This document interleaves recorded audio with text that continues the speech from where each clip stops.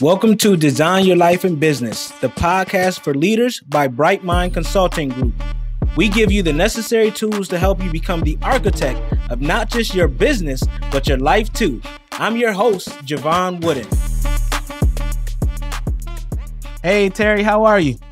Jevon, I am great. Thank you very much for having me on. I'm looking forward to talking with you today. My pleasure. My pleasure. I'm looking forward to it as well. We got a little action back and forth before we hit record. So I know I'm super excited for this one for the designers today. So we hop right in here. So the question I'm going to start with first is one I ask everyone. Who are you? Who is Terry Tucker?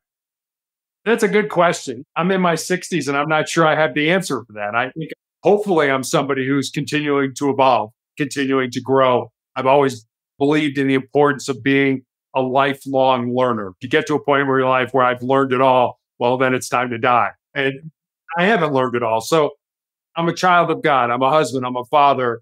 I'm a cancer warrior. I'm an entrepreneur. I'm a speaker. So I wear a lot of hats. It just depends on which day. So I guess I'll leave that as my answer.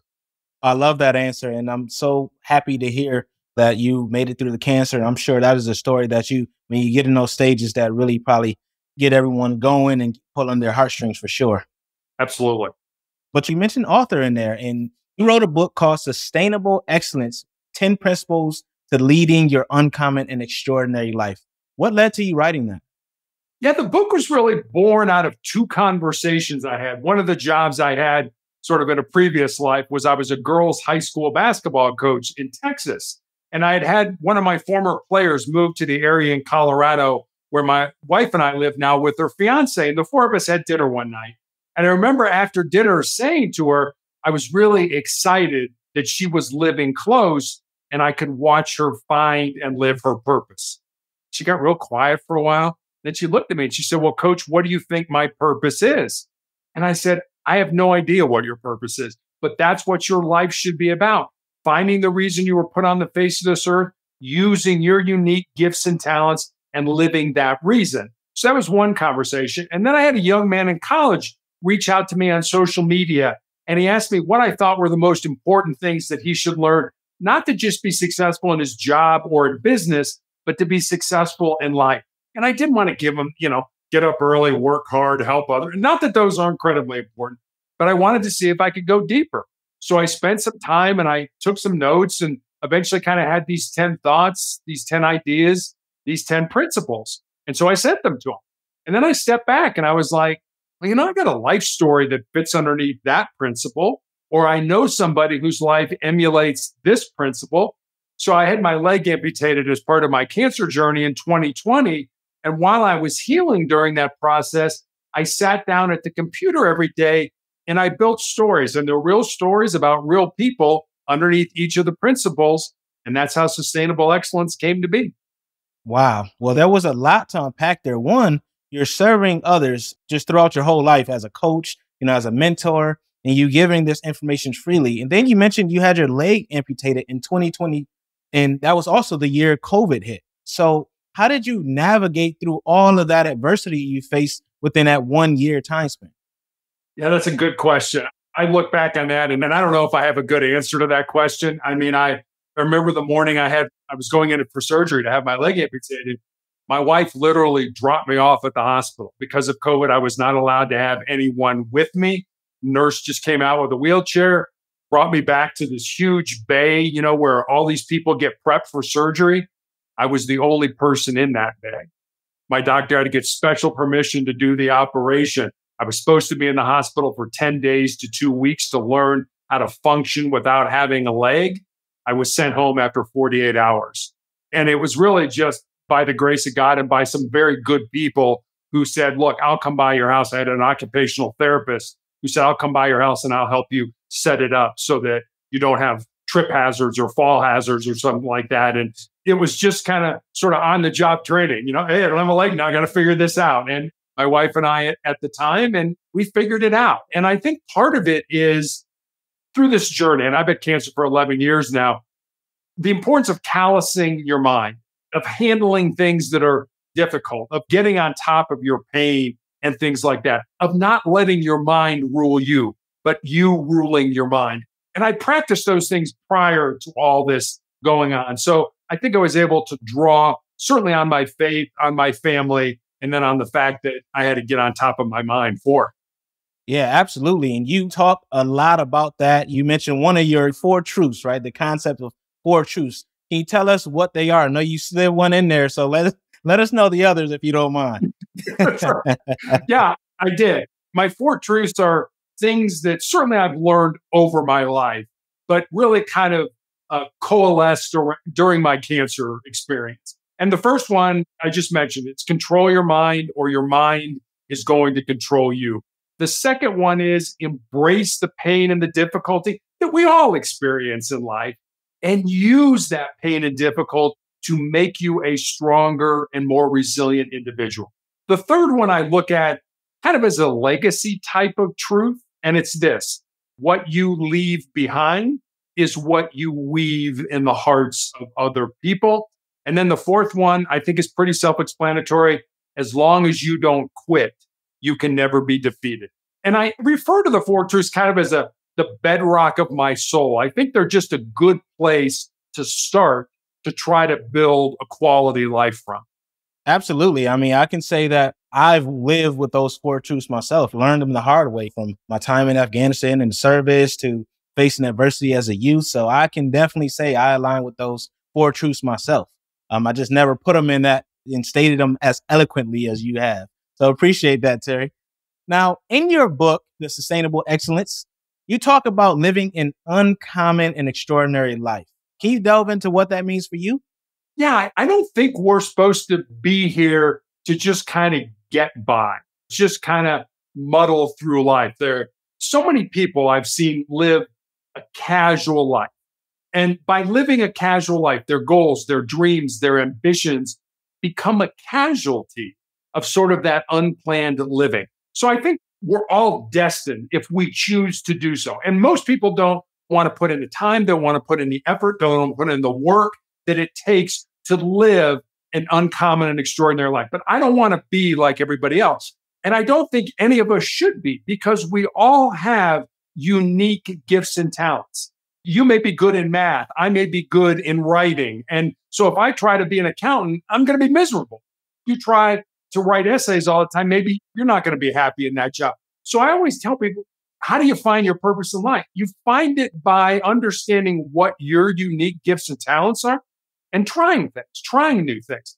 I remember Jesse Itzler, who's I don't know if he still is, but at one point in time, he was part owner of the Atlanta Hawks in the National Basketball Association. And he's married to a woman by the name of Sarah Blakely. And Sarah Blakely is the president and CEO and founder of a company called Spanx, which is a woman's undergarment company. And Itzler tells the story how when she was looking to start that company, he said if she would have waited until all her ducks were in a row, until she had figured everything out, he said, I guarantee you somebody else would have beat her to the punch. She saw an opportunity, figured out some stuff, and then jumped in with both feet thinking, you know what, I'll figure this out as I go along. I'll bring in people as I need them, marketing people, finance people, things like that as I need them. And I think a lot of times we get stuck in life and think, I want to do this, but I got to wait till this happens, or I got to wait till that happens. And it's kind of like studying something to death. You never pull the trigger. You never get in there and make it happen. So I would encourage people, we don't all know what's going to happen, but if there's something in your heart, something in your soul that you believe you're supposed to do, and it scares you, go ahead and do it. Because at the end of your life, the things you're going to regret are not going to be the things you did. They're going to be those things you didn't do. And by then it's going to be too late to go back and do them. 100%. And I definitely agree with that. It's like things are going to change either way. Either they're going to change with your input or they're going to change without your input. I'd rather have some agency over what's taking place, at least to put my best foot forward. And, as an entrepreneur, as a leader, you have no choice. That's what it is anyway, right? You're going to put yourself out there. Some things are going to fall flat and some things you're going to win on.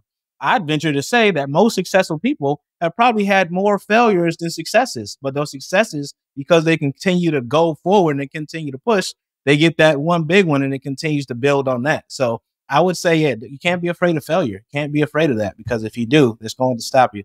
You're absolutely right. I mean, I think the road to success is paved with failure. And somehow we seem to think that here's a successful person in law, in medicine, in education, in sports, in entertainment, whatever. And we look at them and think, oh my gosh, they made it to the pinnacle of success.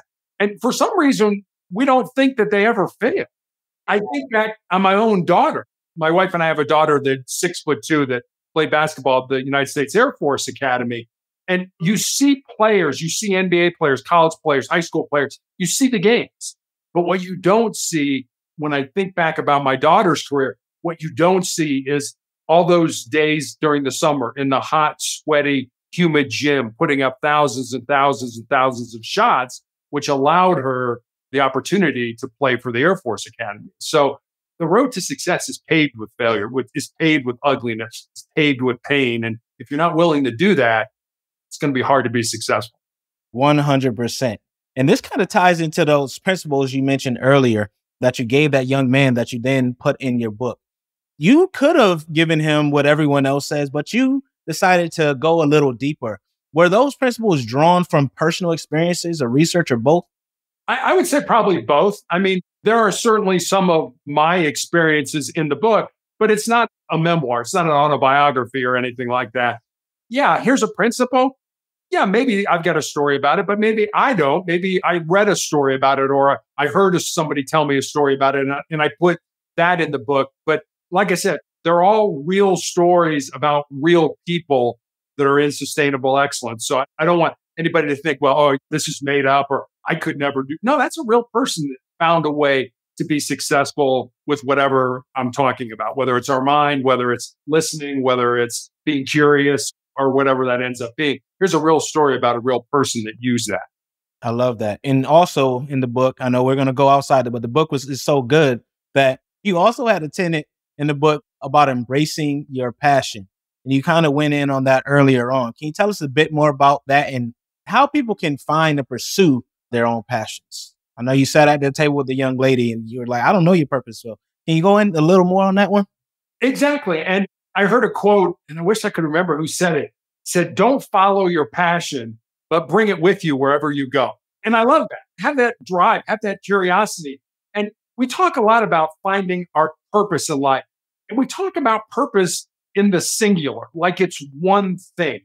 And I look back on my life, and I can only speak to myself, that, when I was young, I felt my purpose was to be in athletics. I got a scholarship to play basketball in college, and I started playing when I was 9 years old. And I really felt that was my purpose. And then after college, I felt my purpose was to follow in my grandfather's footsteps of being in law enforcement.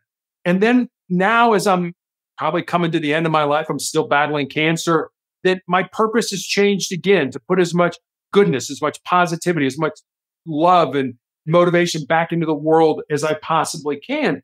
We all seem to think, and I think if this happens, it's great, that our purpose has to be our job or our occupation. It doesn't.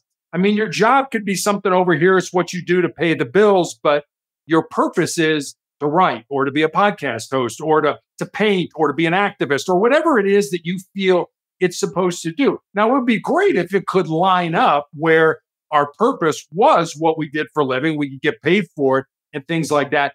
But don't feel that if that's not the case, that somehow you failed, that you haven't found your purpose. The two are not mutually exclusive. You can have one job and you can have a purpose, and they don't have to be the same thing. Yeah, 100% agree. There's a Japanese exercise or principle called ikage. It's your reason for being. And it kind of talks about that. There's 4 tenets that you look at, and 2 of them being what you can get paid for, what the world needs, what do you love. Those are a couple of them, but they don't always align. Sometimes you only have 2 of the 4. Sometimes you may have 3 of the 4, but it's okay no matter what it is. But you should have something that you know that you've identified that you love, and you should still be doing it, whether you can get paid or not, so you can have that balance within your life. So I'm glad you brought that up, that you don't necessarily have to be getting paid for your purpose. You should still be doing it in some capacity to ensure that you're feeling fulfilled. That was a great point, Terry. Thank you. Viktor Frankl, the concentration camp survivor during World War II, talks about the importance of that we're just not here to be here, that we all have a unique purpose in life, and that our daily living should try to help us figure that out. And I've seen a lot of people unfortunately die, either my time in law enforcement or during this 11-year cancer journey. And I'm going to make a huge generalization here, but it seems to me that the people who die, what you and I would call peaceful deaths or calm deaths, seem to be, again, huge generalization, the people who found their purpose in life and lived that purpose versus the people who die going kicking and screaming. I want another month or I want another year. Again, another generalization, seem to be, on average, the people who never did anything with their lives. They never tried to find their purpose. They never tried to find the reason they were put here and use their unique gifts and talents. I want to be the person that dies that peaceful life. I want to be the person that I gave it my all. I found my purpose. I did it. And now I'm going to go to my rest with a peaceful heart. And I think for me, at least, that's something important to me in my life right now. Yeah. And I love that. I forgot who said it, but they talk about having people write a eulogy. So you know what people would say about you right now, and does it align with what you want people to be saying about you? And that's a great way to know whether you fulfilled your purpose or you're establishing a legacy or if you're just wasting time. So I'm glad you brought that up as well. There's a concept, right? Your attitude. All that we're talking about really depends on this attitude you have, right? We know mindset, but attitude is a subset of that. So could you talk about this and how it really impacts one's path to an extraordinary life? Sure. So there's that old quote that says your attitude determines your altitude. And if you're somebody that is always kind of a sourpuss, so he's always kind of down. My dad used to use that word all the time. Got a sourpuss, and you're always down and you're always depressed. I guess I kind of look at that in terms of this. If I didn't know you, Jevon, but I knew the 5 people you hung around with the most, I could probably tell you a lot about the person that you were. What kind of character were you? What were your aspirations? What were your goals? How did you determine success? What was important to you in your life? Just by the people you hang around with. And I think it's important for all of us. It's incumbent, I think, for all of us to surround ourselves with good people. There's that old quote that if you're the smartest person in the room, you need to find a better room. I mean, you need to surround yourself with people that are smarter, that have better character, that care about you, that support you, that love you, and things like that, because they will lift you up. They will make you a better human being. And we see a lot of people surround themselves with people that it's all about them. There's a ton of drama surrounding them and things like that. And those are what I used to call energy suckers. They just suck the energy right out of the room. They suck it right out of you. It's like, oh my gosh, I'm exhausted. I didn't do anything, but I'm exhausted because I dealt with Bob's issues all day today. So, and I realize a lot of times the people you surround yourself with are family. And you can't just say, hey, I don't want to have anything to do with you. But if you can try to limit the people that are around you that are sucking the energy out of you and surround yourself with people that make you better, that make you stronger, that make you more resilient, you're going to have a much better life in that regard. So I think a lot of it has to do with how we surround ourselves with people. And I'm old and I'm just at the point now where if you got drama in your life, nothing personal, I just don't want to be around you. And you know from being in the service, when you're there, yes, you're there for yourself, but you're there for your buddy. You're there for the person in the foxhole next to you. And you know what? I'm not going to leave you. We're going to get through this together. Those are the kind of people you want to be around. Yeah. And really, I mean, I'm going to let people know there's no excuse, right? Like you can find people in this day and age. We are in the best time, right? We have technology that allows us. There's masterminds out there, free and paid. There's ways to get involved. There's Facebook groups, LinkedIn groups. So if you really want to change that attitude in terms of your altitude, if you really want to change that and change who you're around, find out how you can do that, where you need to be. Put yourself in that room. That's what I did. Like I didn't stay. I knew that I wasn't happy with the people that I was around. I knew that I had to change it if I was to be anything in life. So I'm not going to let y'all get off, designers. Y'all need to listen to what Terry is saying. And if you feel like you're not surrounding yourself with the people or your family doesn't have that, and you know that you need to reach that level, go ahead and design it yourself. Get that group, create your own platforms if you need to. Do whatever it takes. That's awesome. You're hitting on all cylinders, Terry. I'm telling you, man, I'm fired up. Well, you also talk about sustaining success often, right? Sustaining excellence. in an era where everyone's like about their instant gratification, how do you suggest people just keep their focus on their long-term goals?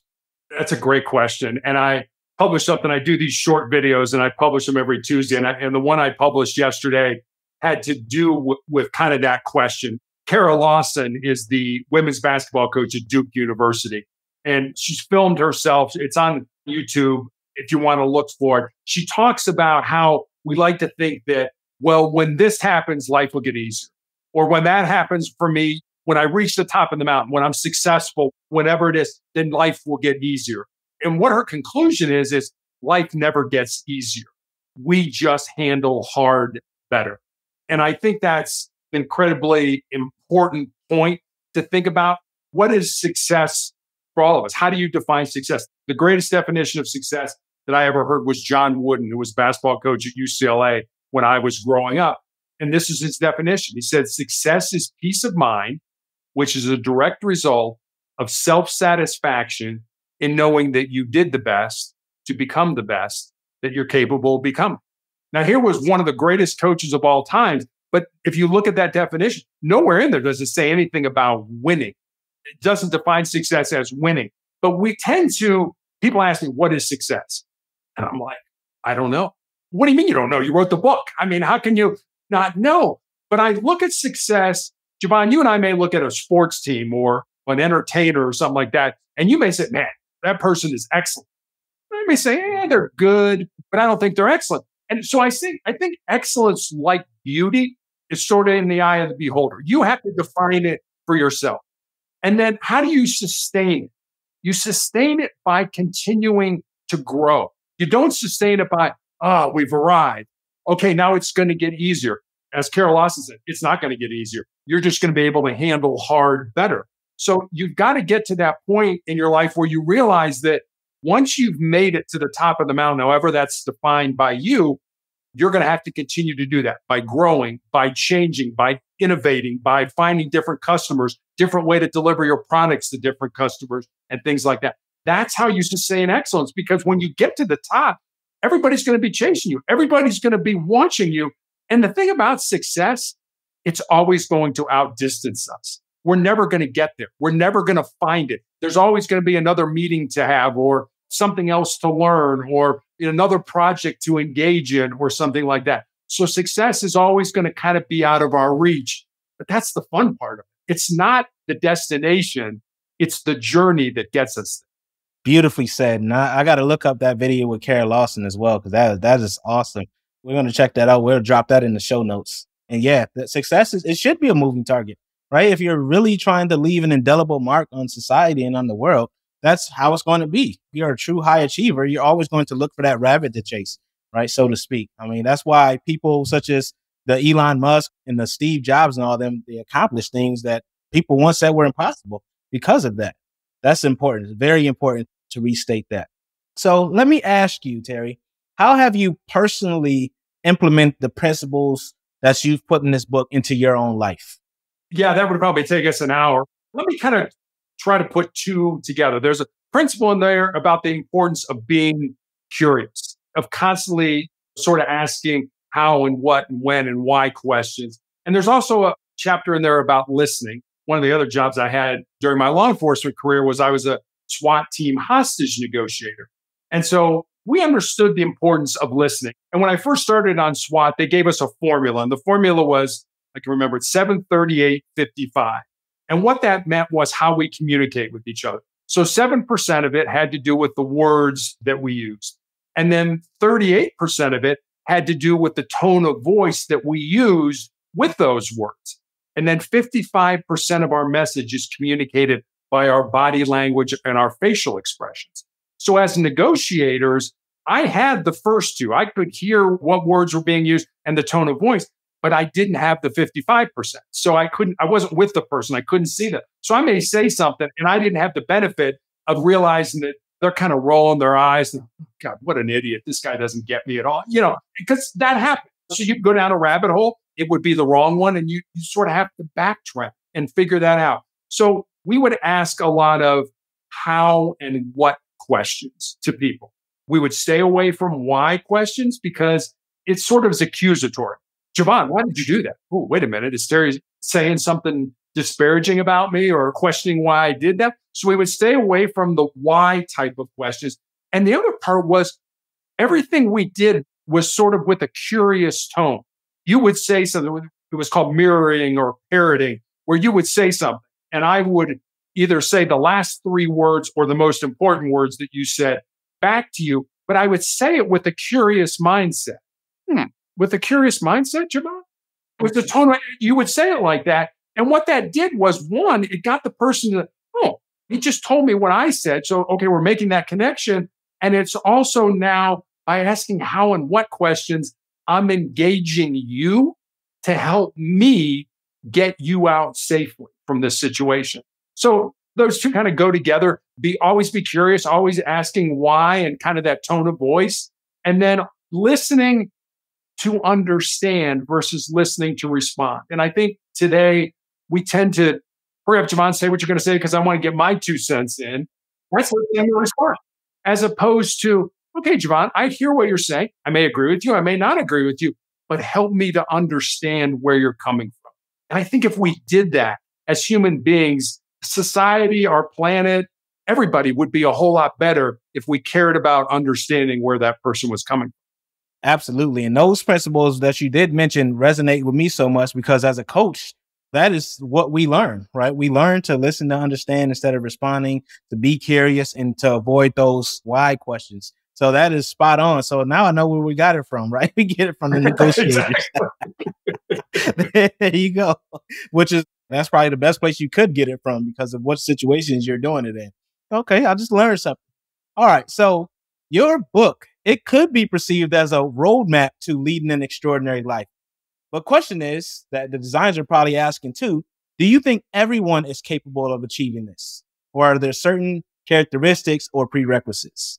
Yes, I think every one of us, I don't care where you were born, I don't care when you were born, I don't care into what circumstances you were born. Yes, everybody, I think, has an opportunity to reach excellence and then sustain that excellence. There's an entrepreneur, you may have heard of him by the name of Ed Mylett. And Mylett talks about the 4 types of people in the world. And I love this. And I was the one who came up with this, but that's why he's a multimillionaire and I'm not. But he said the first group are the unmotivated. And he said that's the vast majority of people that you will come across in your life. And then he said the second group are the motivated. He said it's a life sort of strictly based on motivation, sort of a carrot and stick thing. If I do this, I will get that. It's a life strictly based on motivation, but it's a life that a lot of people can live a very successful, a very happy life doing, but it's kind of low level. And then the next group he talks about are the inspirational people. The word inspiration coming from 2 words, in spirit. So if you're inspirational, you move people with your energy. And then the last group he talks about are the aspirational people, where people aspire to be like you. And when I always talk to groups, I always ask, where do you fall? And it's funny, Jevon, nobody ever falls in the unmotivated category. Nobody ever looks at themselves and say they're unmotivated. But that's the vast majority of people in the world. But nobody's in that category as far as they're concerned. And it's interesting. I did a panel discussion with a management psychologist from Greece, a guy who basically recruits spies for the CIA and me. And we were talking about communication, leadership communications. And the management psychologist said, there's all these tools out there. There's the Myers-Briggs test and all these different things. And she said, yeah, those are good as long as you are realistic about who you really are. But we tend, like I said, nobody's in the unmotivated category. And what she says is all these people think they're on this level, but they're really kind of this level here. But they answer all the questions on Myers-Briggs in a certain way. And she said, that's why I always go to their company and watch them interact with people in person. I want to see if the talk sort of matches the walk as well. Absolutely. Now, that's a great point. It's like people are going to answer as if they know someone else is going to see it, right? Because they know they got to turn that in. So that's a great point when it comes to that stuff. All right, Terry, we're going to switch to our by design segment. And this is where I ask every guest the same 3 questions. Are you ready? I am ready. All right, let's roll. First question is, what has been the hardest part about designing a life and business you don't need a vacation from?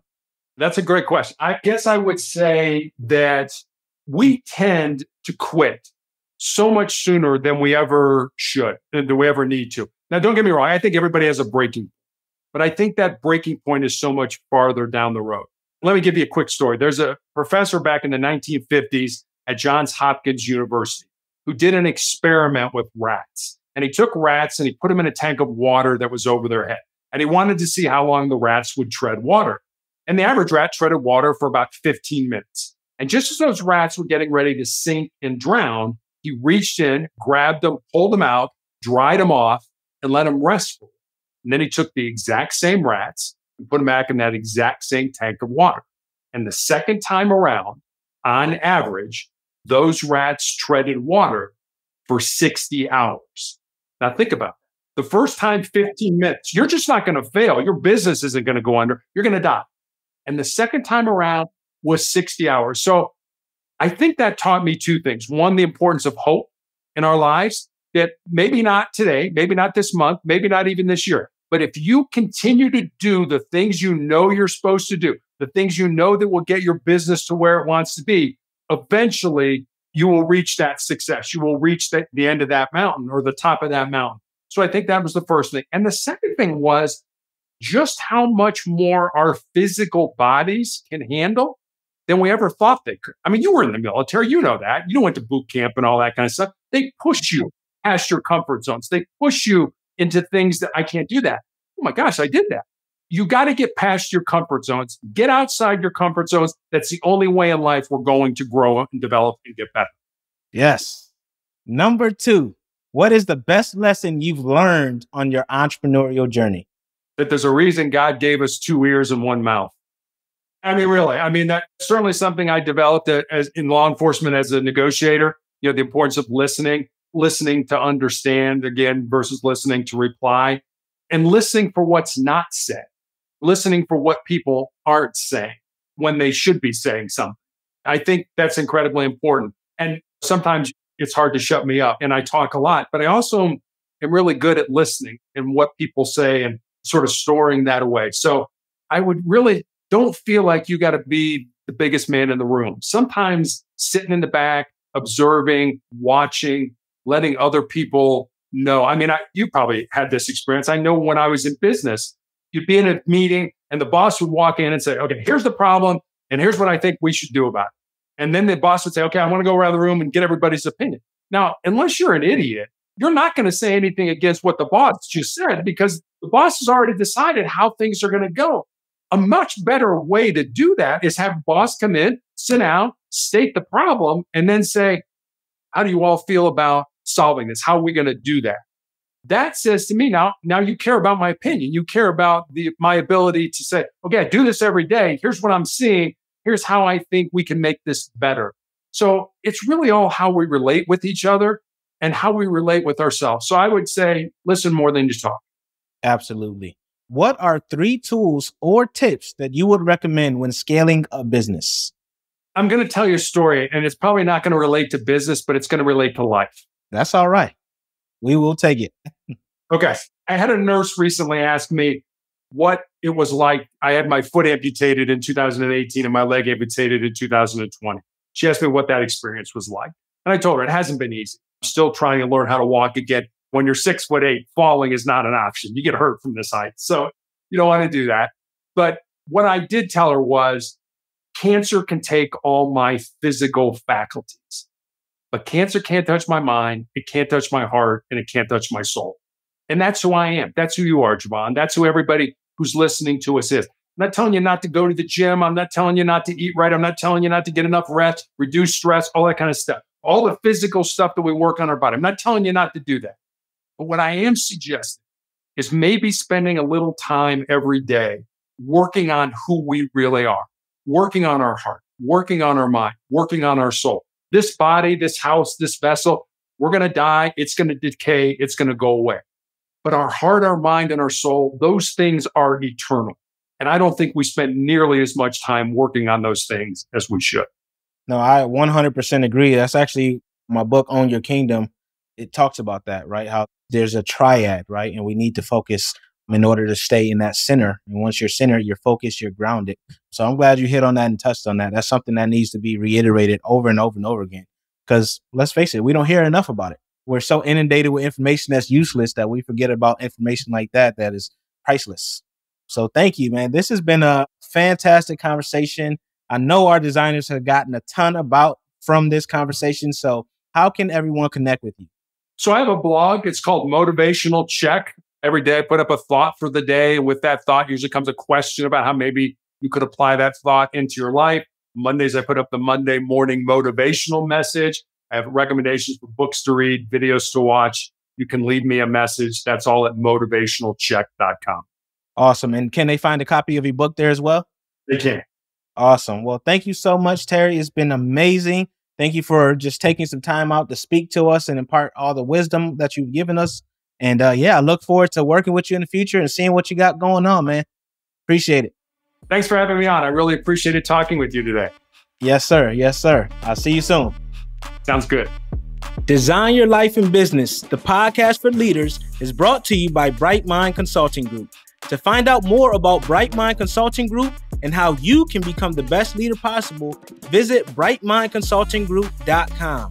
Make sure you search for Design Your Life in Business on Apple Podcasts, Spotify, Google Podcasts, or anywhere else podcasts are found. Click subscribe so you don't miss any future episodes. On behalf of the team here at Bright Mind Consulting Group, we cannot thank you enough for listening.